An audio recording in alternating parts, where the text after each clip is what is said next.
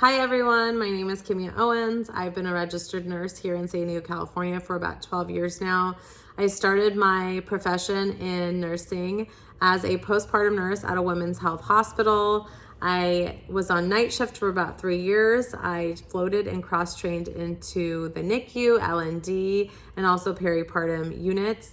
I got pregnant for the second time, and since I was on night shift after maternity leave, I decided to give my body a break and just focus on my motherhood and raising my babies.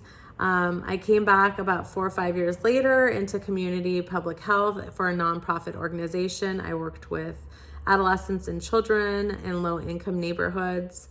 And then about 3 years ago, I switched gears and I took a hybrid role where I do telehealth and I go on site in facilities and I basically assess the patient, and I am a clinical evaluator for the state. So Medi-Cal, and Medicaid gives funding and resources to certain populations, and I basically make sure that their diagnoses and their assessments are in line and in check according to all their criteria. I still am working for this company, and I'm currently looking for a new job because my kids are back in school. All my kids go to school now, and I am looking for a different job on site at a clinical site or a hospital as a case manager. So switching gears, I've done a lot of other things in between, but that pretty much sums up my career in nursing. I decided to do the DNP FNP program because I wanted to be at the peak of my academics for my profession. And I also wanted to become a nurse practitioner from the very beginning, but I got married, I had children, I wanted some experience under my belt before I went to school. And then I just love that we get to do this while we're working. It's asynchronous. So I really chose Regis College, and particularly this program, because of the goals I have for myself, which is working clinically for about 3 years. And then my ultimate goal is to open up a wellness center where I can help people in all different modalities, because me as a patient, just 5 years ago, I got diagnosed with a lot of things, and I want to incorporate all those modalities into one place where people can come.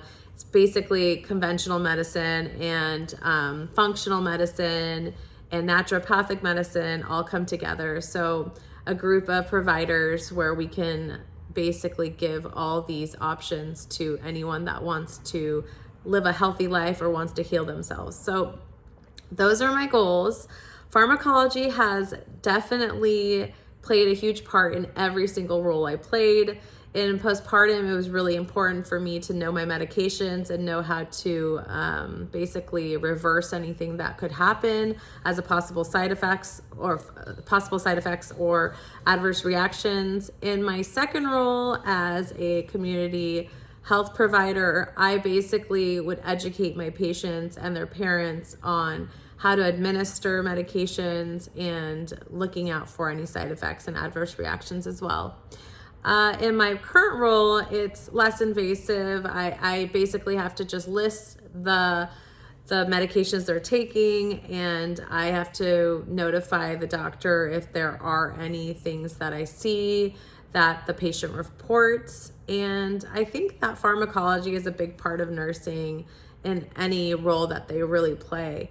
So I'm really excited for this semester or this term in advanced pharmacology with all of you guys. And lastly, I'd like to say that in California, there's 2 types of NPs under the bill AB 890.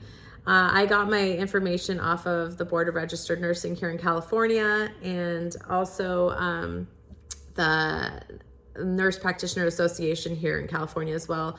Basically, if you are 3 years into being a nurse practitioner and actively practicing, or you have 4,600 hours under your belt, you become a 104 NP, which means that you have autonomous ability to write prescriptions. And before you reach that, you're under AB 890, an assembly bill we have here in California.